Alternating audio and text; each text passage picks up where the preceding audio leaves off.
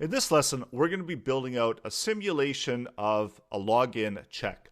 So let's make some updates to our index.js file, and we can also start it up using nodemon. And one of the first things that we're going to need a data object. And this data object can contain our user information. So just create an object. And we'll just call it user.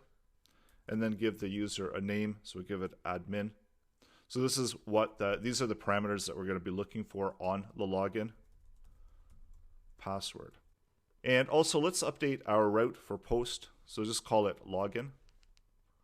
So now whenever we post to login, we should see our response. So we've got our post sent. So it's being responded over here.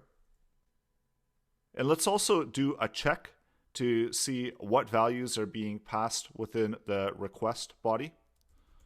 So do a console log request body and add in some keys. So we're actually simulating a form submission. So that's the XWW form URL encoded. And that's why we've got the middleware here for the URL encoded. So without that, if we were to remove that, we wouldn't be able to pick up the form data. So we had one parameter user, admin, pass, and that was password. So there we go. So we are sending that through. We see that we're able to pick that up within the body. And if we want to get the user, we could do body user. And we see that we're able to pick up the user. So that's admin that we're passing through. So whatever that is that we're passing through, we can see it being output. So next, all we need to do is apply some logic. And in this case, we're going to do that within the post. So we're either going to return back success, or we're going to return back failed. So let's do our logic.